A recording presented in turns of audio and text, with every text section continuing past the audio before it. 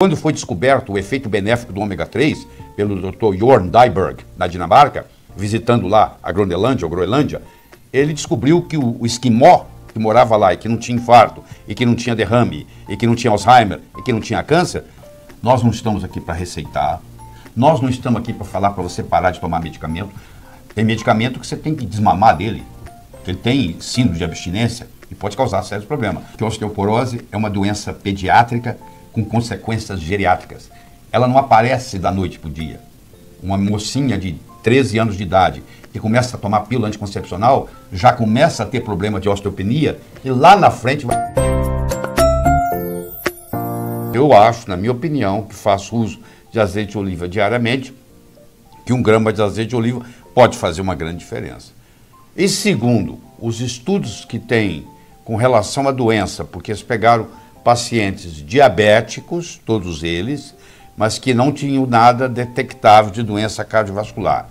E acompanharam esses pacientes por 7,4 anos e levaram em consideração infarto, eventos importantes, derrames, acidente vascular cerebral, infarto e morte.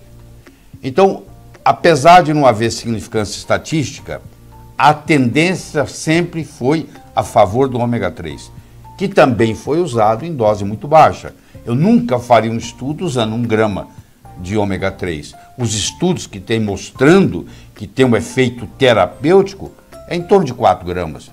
Quando foi descoberto o efeito benéfico do ômega 3 pelo Dr. Jorn Dyberg, na Dinamarca, visitando lá a Groenlândia ou Groenlândia, ele descobriu que o esquimó que morava lá e que não tinha infarto, e que não tinha derrame, e que não tinha Alzheimer, e que não tinha câncer, ele fazia uso de 14 gramas de ômega 3 por dia, porque ele comia só peixe e foca, que são riquíssimos em ômega 3 na região lá da Groenlândia.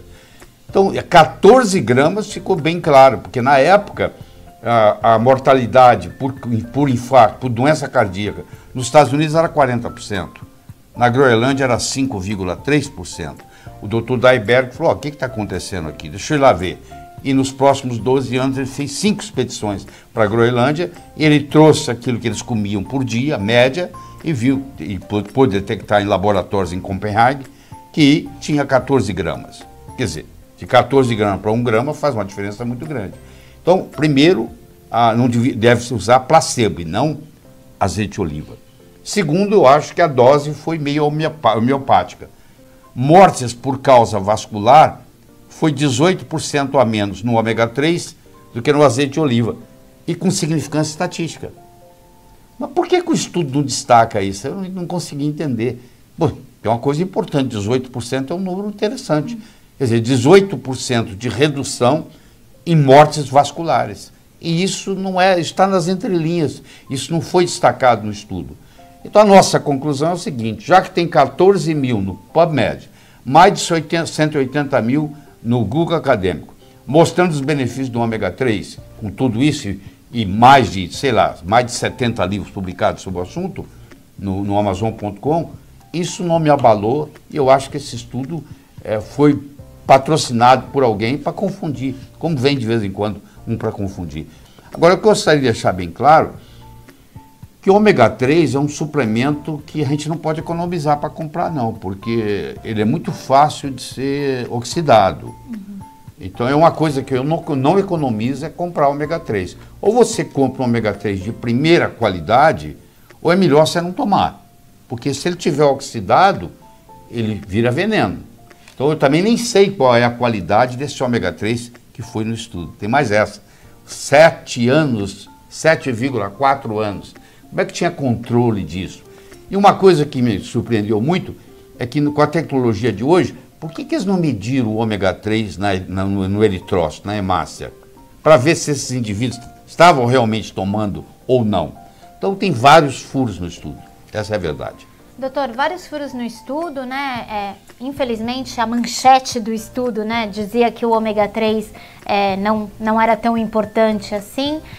Nos últimos tempos, doutor, de forma até sistemática, algumas substâncias muito consolidadas, né, substâncias naturais muito consolidadas no tratamento, vitamina D3, né, o óleo de coco, o ômega 3, vem sendo questionado por pesquisas, né? É verdade. E pesquisa, às vezes, que traz mais um poder econômico do que é científico, porque alguém patrocina. Esse é que é o grande problema, né? Agora, doutora, a gente também recebe algumas perguntas e acho que é uma oportunidade do senhor falar também sobre a questão do uso dessas substâncias e de medicamentos, né? O que o senhor pode falar sobre isso? Eu quero deixar bem claro que toda apresentação que nós fazemos aqui para lhe ajudar, nós não estamos aqui para receitar, nós não estamos aqui para falar para você parar de tomar medicamento. Tem medicamento que você tem que desmamar dele, que ele tem síndrome de abstinência e pode causar sérios problemas. Nada vai substituir o seu médico. Eu acho que você tem que fazer é levar o problema para o seu médico, perguntar ao seu médico. Mas eu não estou aqui para substituir médico, não é isso. Eu sou contra a automedicação, eu acho que tem muito problema, e eu sou contra você sair tomando suplemento sem orientação médica. Deixar isso bem claro. Quer dizer, eu acho que você nunca deve parar o seu remédio, o seu medicamento, por conta própria. Você pode discutir com o seu médico, você pode ver, porque tem remédio que não pode ser parado abruptamente. Deixar isso bem claro. Eu sou um indivíduo extremamente pragmático, eu estudo muito, mas eu estou interessado no dia a dia, porque a ciência ela é muito importante para chegar na praticidade. O que interessa é a sua vida, o que interessa é o seu bem-estar, o que interessa é a sua saúde. Uma teoria pode ser muito bonita, mas se ela não mudar a sua vida, eu recomendo que você jogue ela fora. Doutor, o que é osteoporose? Eu brinco que osteoporose é uma doença pediátrica com consequências geriátricas. Ela não aparece da noite para o dia.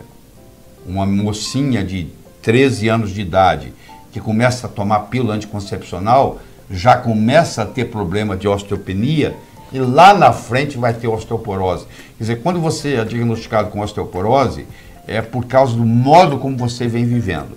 Osteoporose é um distúrbio esquelético onde a resistência óssea é diminuída e há uma predisposição a fraturas. E você não acha que isso não é brincadeira? Você tem uma ideia, entre as idades de 80 e 90 anos nos Estados Unidos, 40% das mortes entre 80 e 90 anos nos Estados Unidos é por fratura de quadril. É problema de fratura de fêmur. Então isso não é uma brincadeira, isso é uma coisa muito séria. E fratura de fêmur, fratura de quadril, só representa só 30% das fraturas. E é responsável por 40% das mortes entre 80 e 90 anos. Muitos de vocês que estão nos assistindo passaram por isso. Você tinha uma senhora idosa, uma vovó, que caiu, quebrou o fêmur, foi para o hospital, pegou a infecção hospitalar e acabou falecendo, em consequência de uma fratura de quadril. Então é uma coisa que a gente tem que trabalhar a longo prazo, porque é uma doença que demora muitos anos para chegar lá. Doutor, e por sinal, né, quando ela chega, quando ela aparece, quando ela se manifesta, né, saber o diagnóstico de osteoporose implica, né, ele indica que você tem outras doenças no organismo? Isso é muito importante. Hoje nós temos osteoporose como um biomarcador para comorbidades, para outras doenças. Provavelmente tem também uma doença cardiovascular, nem que seja silenciosa. É praticamente o mesmo mecanismo das doenças cardiovasculares. Porque é o cálcio que vai sair do osso, ou nem vai chegar no osso, e vai para os tecidos moles. Porque o cálcio, dependendo do tipo de cálcio, eu estou me referindo ao cálcio inorgânico, ele não tem GPS para chegar no osso, para chegar no dente. E, dependendo da situação que ocorre no sangue, ele pode sair do osso, sair do dente, e se depositar no cérebro, na carótida, na aorta, na coronária, na válvula cardíaca, no fígado, nos rins. Ele pode comprometer o corpo inteiro. Então, quando você tem uma osteoporose, geralmente você tem um vazamento de cálcio do osso e ele está comprometendo outras coisas, entendeu? A pessoa fazer uso de cálcio, mais recentemente, fazer uso de vitamina D3, fazer uso de uma atividade física de resistência e ingerir uma substância, um medicamento específico para a osteoporose, que é do grupo do bisfosfonatos. E aí vem o problema muito sério que nós vamos discutir aqui. Porque esse medicamento, ele, no frigir dos ovos, ele acaba não ajudando muito. Principalmente se a pessoa toma ele mais de 4, 5 anos. Porque ele vai ter efeitos colaterais graves e devido a isso. Então aí começa o problema. Suplementação com cálcio. Você inclusive vê na televisão isso. Só que a maioria não sabe, e você vai ficar sabendo agora, que tem pelo menos 3 estudos grandes na literatura mostrando que as pessoas, as mulheres, esse estudo foi feito com mulheres, porque a mulher tem muito mais osteoporose do que o homem. E elas, em geral, estão fazendo suplementação de cálcio. Só que tem 2 tipos de cálcio, que a maioria não se dá conta, que é o cálcio orgânico e o cálcio inorgânico. O cálcio orgânico está ligado a uma estrutura orgânica, que tem a carbono. O cálcio inorgânico é um mineral per se. Então, quando eu faço uso de cálcio inorgânico, infelizmente, esse cálcio inorgânico não tem GPS. Não tem ninguém que pegue ele pela mão e leve para o osso e leve para os dentes. Então, ele entra no corpo. Então, esses 3 estudos mostram que as pessoas que fizeram suplementação só com cálcio, ao invés de ter benefício, tiveram prejuízo. Então, uma coisa que aparentemente é tão óbvio, não é tão óbvio assim, tá? E eu tenho muito critério em falar isso, porque a literatura está mostrando isso. Claro que leva um tempo muito grande entre a literatura mostrar isso e a gente mudar isso no consultório. A defasagem, às vezes, é de 20 anos. Então, você vai ficar assustado. Você tem que conversar com o seu médico sobre isso. Segundo, a vitamina D3. A vitamina D3, que comecei a falar disso há 10 anos atrás, a vitamina D3, com relação ao cálcio, ela faz 2 coisas. Ela aumenta a absorção do cálcio a nível intestinal e ela diminui a excreção do cálcio a nível renal. Ou seja, ela acumula mais cálcio. Mas se você está tomando um cálcio inorgânico, só pelo fato de ele estar associado à vitamina D3, você não vai bloquear o prejuízo. Porque ele vai se acumular, ele não vai para os dentes, ele não vai para os ossos, ele vai para os tecidos mole. Ele vai depositar no coração, nas válvulas cardíacas, no cérebro, no fígado, nos rins, na aorta, nas coronárias, na carótida. E olha o problema. Então, eu tomo cálcio, mas eu tomo cálcio com D3. Não é suficiente. D3 ajuda, sim, de uma certa forma, o cálcio ficar no osso, depois que ele chegou lá, mas não antes. O exercício de resistência ajuda, por exemplo, atividade física de musculatura, tudo isso, que é exercício isométrico, que a gente chama. Isso tem um efeito benéfico no que diz respeito. E com relação aos bisfosfonatos, tem uma lista de uns 30, eu não vou gastar aqui tempo muito com você nisso, mas eu vou falar que é do grupo dos alendronatos, os dronatos da vida. Eles, aparentemente, eles funcionam bem, se você levar em consideração a densidade óssea. Mas eu gostaria de falar uma frase de impacto aqui. Densidade óssea não é sinônimo de qualidade óssea. Deixar isso bem claro. Eu posso ter uma densidade óssea normal e ter osteoporose.